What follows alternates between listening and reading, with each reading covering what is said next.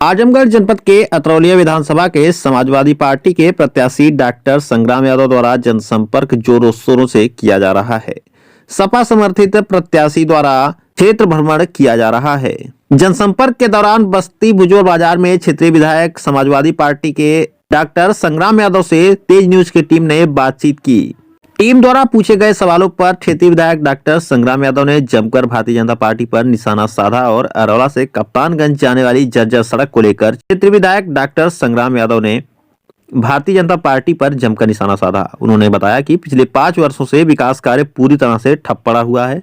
अरौला से कप्तानगंज जाने वाली सड़क बीजेपी की सरकार की उपेक्षा का शिकार बनी हुई है, जिसके चलते सड़क का निर्माण कार्य नहीं कराया गया। समडीह में स्थित राजकीय महाविद्यालय भी सपा की देन है।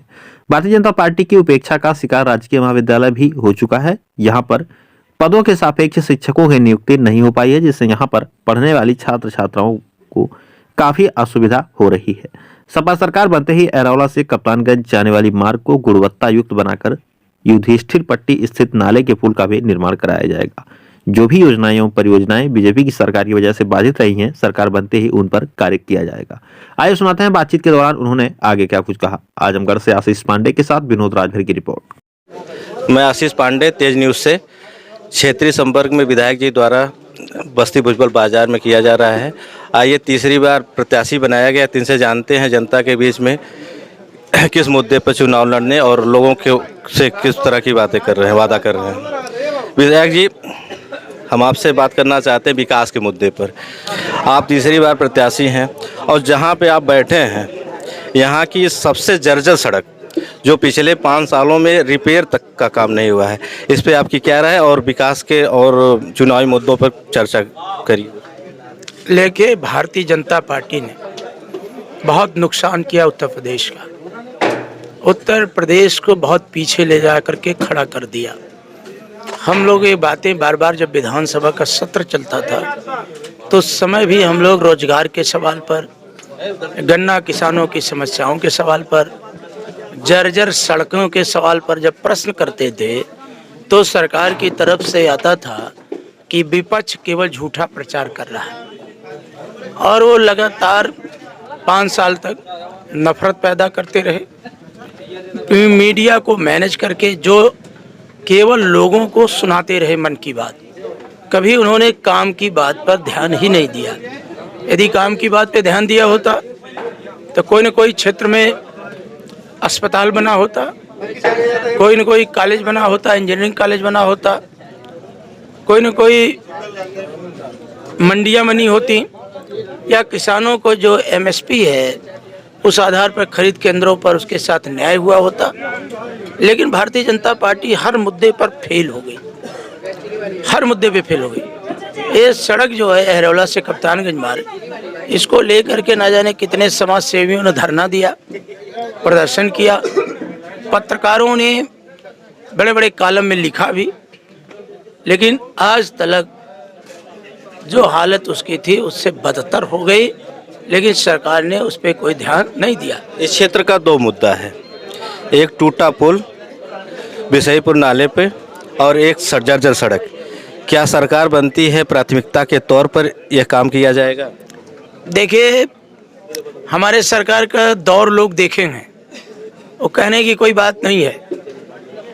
जो लोग अरौला जाते थे, अरौला से लेके अप्रोच मार्ग से लेके पुल का, चाहे कलोरा का पुल हो या जहां आप खड़े हैं इस मार्ग की क्या स्थिति थी हमारे सरकार पहले, या जाएंगे तो उच्च मानक की सड़कें बनाने का हमने काम किया। उस दौर में ये भी सड़क बन गई होती उच्च मानक की, लेकिन चूंकि ये प्रधानमंत्री योजना में स्वीकृत हो चुकी थी तो लिहाजा इसका एक समय सीमा होती है। उस समय सीमा जो है कुछ दिन बाद समाप्त हो रही थी। उस समय हमारा कार्यकाल ही सरकार का खत्म हो गया, बीजेपी आ गई।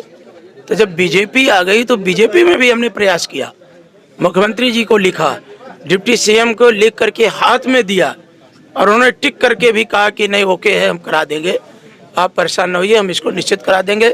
ये अरौला ब्लॉक को जोड़ती है, इसलिए इसको हम अच्छे करा देंगे। लेकिन अच्छा क्या कराए वो आपके सामने है। पुल के लिए, हमारे लिए तो पुल तो हम विधायक निधि से बनवा देते, लेकिन जनता को फर्क कैसे महसूस होता कि बीजेपी क्या है, सपा क्या है।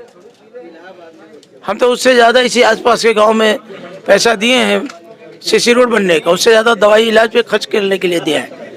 लेकिन हम जनता अभी इतना ज़्यादा दमदेवना, चतौना से लेके कलौरा से लेके अरसा तक जो पैसा आया है सड़कों पर, हम ही तो लाए हैं। और ला करके चारों तरफ सड़क बनने का काम हो रहा। लेकिन एक सड़क हम भारतीय जनता पार्टी के जिम्मे छोड़े थे, क्योंकि उसके बड़े बड़े नेता हैं, वहाँ फटकाए रहते हैं, ऐसा बोलते हैं कि जैसे वही सरकार की नीतियाँ तय करते हैं। तो हमने कहा ये भी एक नीति तय कर लें, एक अहरौला से कप्तानगंज का मार्ग बनवा दें और उसका ढिढोरा पीटें कि हमने बनाया है।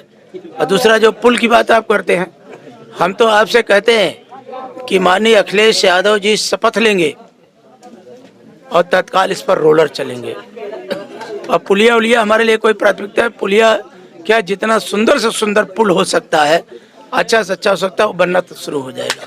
अच्छा, ये रोड चौड़ीकरण में भी रहेगी कि 2 लेन बनेगी कि वही जैसे? अरे उच्च मानक की बनेगी। यहाँ कोई सड़क ऐलू गैलू वाली नहीं बनती है। जो अहरौला से बुढ़नपुर का मार्ग बना उस तरह का मार्ग कहीं बना के दिखवाइए। जो अहरौला से मदिया पार्क मार्ग बना उस तरह से कोई ला के दिखावे। या जहाँ आप बैठे हैं टूटी नहीं, उससे पहले हमने रिपेयर करा दिया।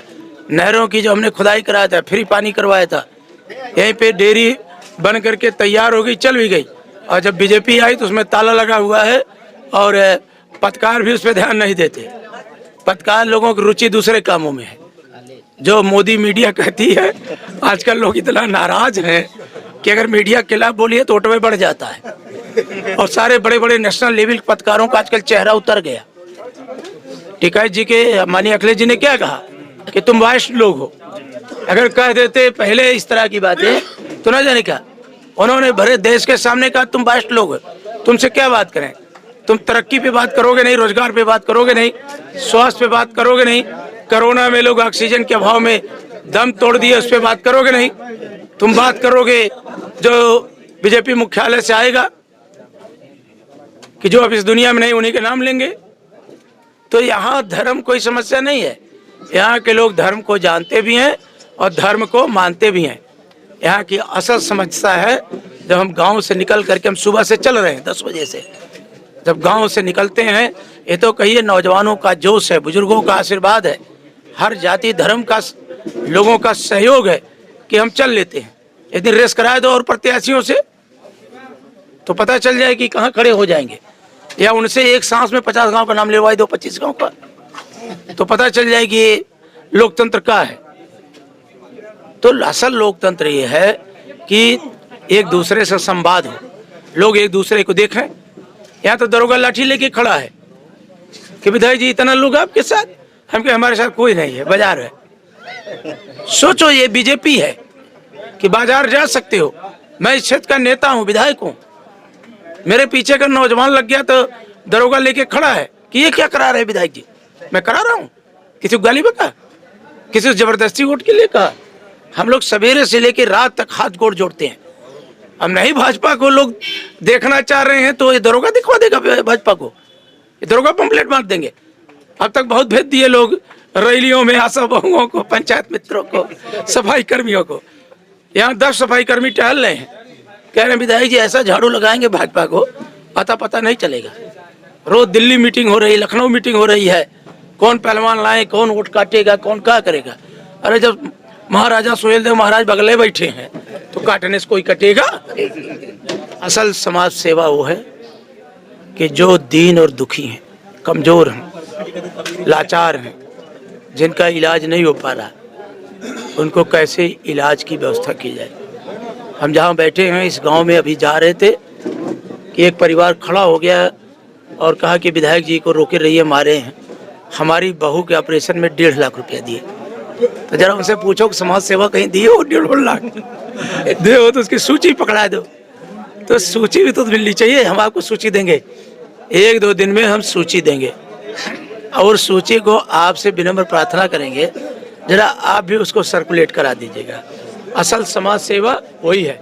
हमारा जितना नेतृत्व वर्ग यहाँ बैठा है, हमारा कोई आकर्षण नहीं है या हम कोई बहुत बड़े नेता हैं। ये बाबू जी का, प्रभारी जी का, हमारे सबका आशीर्वाद है।